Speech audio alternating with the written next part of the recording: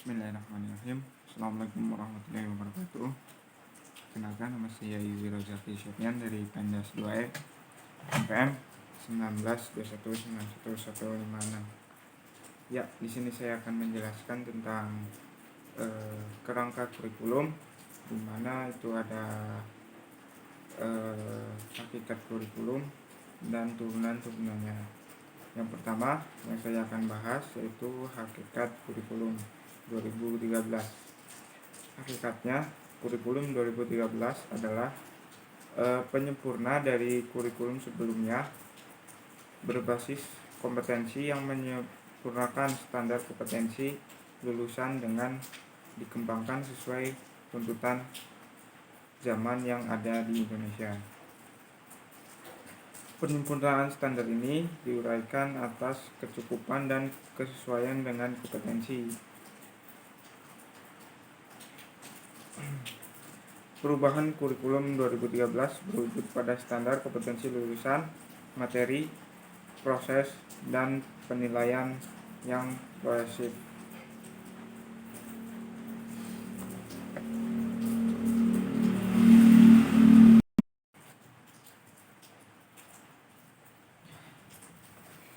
Ya, selanjutnya ada landasan yang dipakai oleh kurikulum 2013.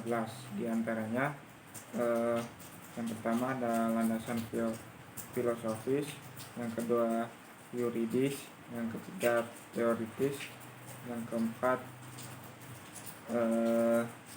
empiris, yang kelima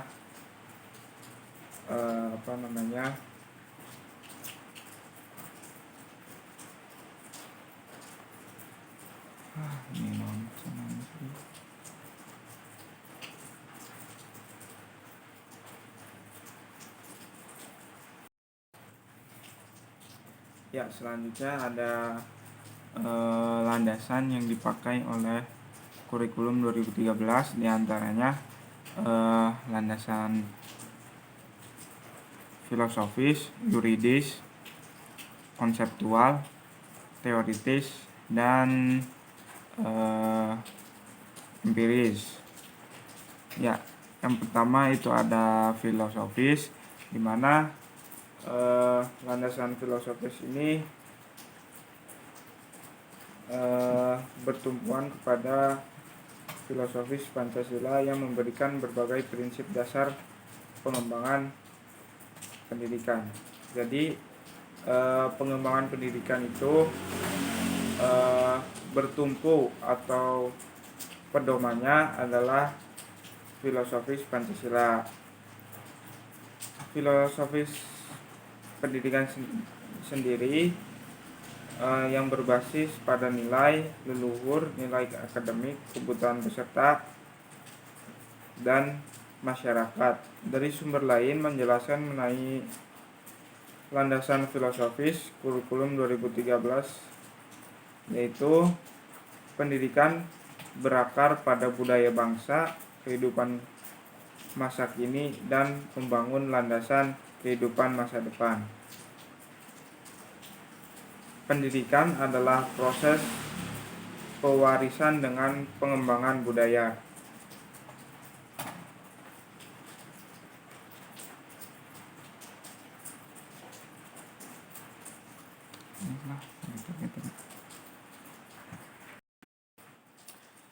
Ya, selanjutnya yang kedua itu ada landasan yuridis. Landasan yuridis adalah suatu kebijakan publik yang didasarkan kepada dasar filosofis bangsa dan keputusan yuridis di bidang pendidikan. Landasan yuridis kurikulum adalah Pancasila dan Undang-Undang Dasar 1945.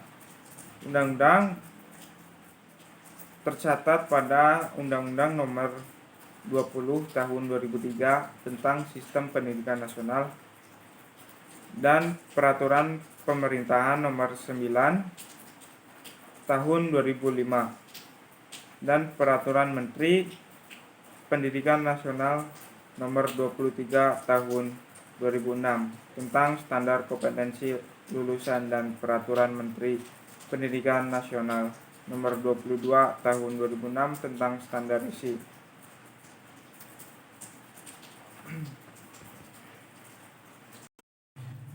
Ya, yang ketiga itu adalah landasan konseptual. Landasan konseptual sendiri adalah landasan yang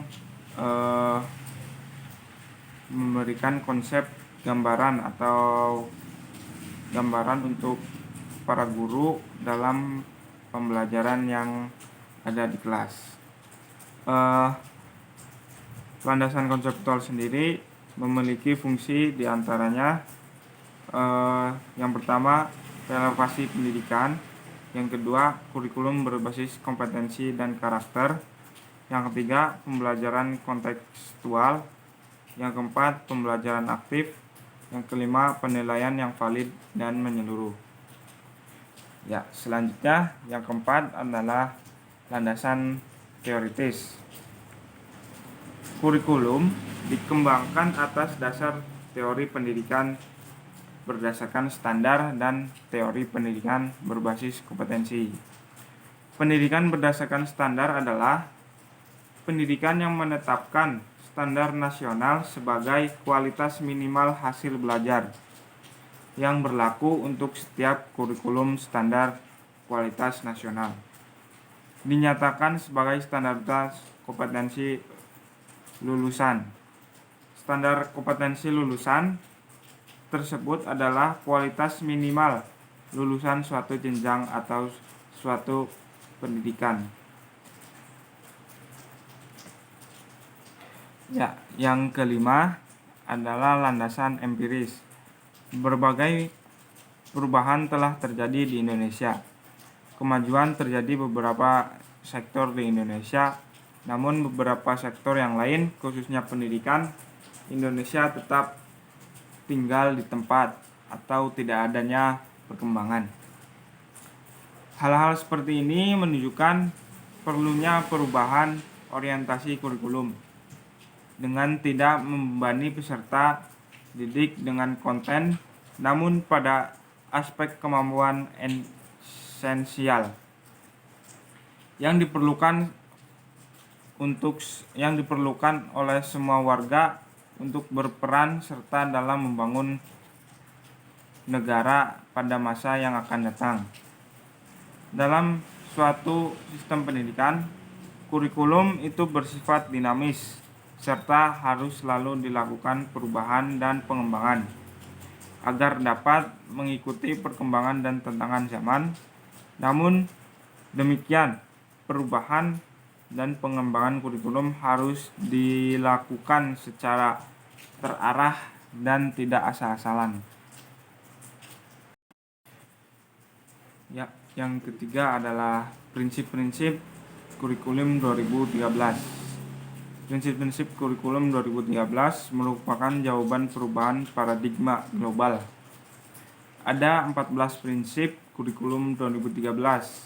Ke-14 tersebut adalah yang pertama, peserta didik difasilitasi untuk mencari tahu. Artinya peserta didik difasilitasi untuk mencari pengetahuan atau informasi yang ditugaskan oleh seorang guru. Yang kedua, peserta didik belajar dari berbagai sumber belajar. Artinya di sini peserta didik boleh mencari dari sumber buku, internet, maupun sumber-sumber lain. Yang ketiga, menggunakan pendekatan ilmiah. Yang keempat, berbasis kompetensi. Yang kelima, terpadu. 6. Menekankan pada jawaban divergen yang memiliki kebenaran multidimensi.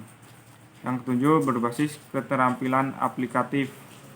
Yang kedelapan, peningkatan keseimbangan, kesinambungan, dan keterkaitan antara hard skill dan soft skill. Yang kesembilan, mengutamakan pembudayaan dan pemberdayaan peserta didik pembelajaran sepanjang hayat. Dan masih banyak lainnya. Yang keempat ada struktur kurikulum. Struktur kurikulum 2013 dikembangkan berdasarkan budaya bangsa Indonesia yang beragam dan diarahkan untuk membangun kehidupan pendidikan. Rancangannya dengan menambah jam pelajaran karena untuk meningkatkan kompetensi tidak cukup waktu jika hanya menyediakan waktu seperti kurikulum sebelumnya. Penambahan jumlah jam mata pelajaran tidak bertentangan dengan hak-hak kehidupan peserta didik. Karena di banyak negara maju seperti Amerika dan Korea Selatan, penambahan jumlah jam pelajaran pada kurikulum 2013 juga dimaksudkan untuk mengejar ketinggalan bangsa Indonesia dengan negara-negara maju. Struktur kurikulum 2013 dijelaskan sebagai gambaran konseptualisasi konten kurikulum berbentuk mata pelajaran, posisi mata pelajaran dalam kurikulum, distribusi mata pelajaran dalam semester atau tahun, beban pelajaran untuk mata pelajaran dan beban pelajaran per minggu. Struktur kurikulum dijelaskan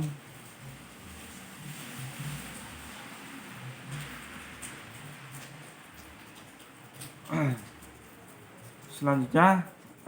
Pengertian struktur kurikulum dalam kurikulum 2013 maupun KTSP tidak jauh berbeda. Perbedaannya, pengertian kurikulum 2013 tidak menyebutkan adanya standar kompetensi dan kompetensi dasar.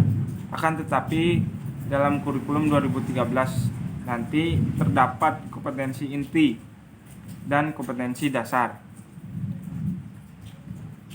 Yang kelima, standar nasional atau Badan Standar Nasional Pendidikan. Standar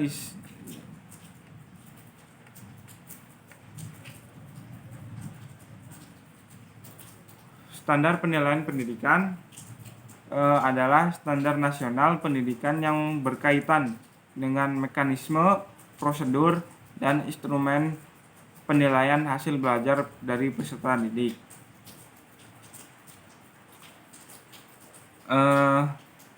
Yang keenam yaitu tugas dari Badan Standar Nasional Pendidikan, membantu Menteri Pendidikan Nasional dalam mengembangkan, memantau, dan mengendalikan standar nasional pendidikan. Standar nasional pendidikan kriteria minimal tentang sistem di seluruh wilayah hukum Negara Kesatuan Republik Indonesia. Melalui proses pengembangan standar pendidikan, menyelenggarakan ujian nasional, memberikan rekomendasi kepada pemerintah dan pemerintah daerah dalam penjaminan dan pengendalian mutu pendidikan, merumuskan kriteria kelulusan pada suatu pendidikan, jenjang pendidikan dasar, menengah, dan menilai kelayakan isi, bahasa, penyajian, dan kegrafikan buku teks pelajaran. Itu merupakan dari tugas-tugas Badan Standar Nasional Pendidikan Indonesia. Kesimpulannya dari materi kali ini yaitu hakikat kurikulum 2013 adalah penyempurnaan dari kurikulum sebelumnya berbasis kompetensi yang menyempurnakan standar kompetensi kelulusan dengan dikembangkan sesuai tuntutan kehidupan atau sesuai globalisasi yang ada di dunia, yang diadaptasikan dengan kehidupan bangsa Indonesia. Mungkin hanya itu saja pada pertemuan kali ini. Kurang lebihnya mohon maaf. Wassalamualaikum warahmatullahi wabarakatuh.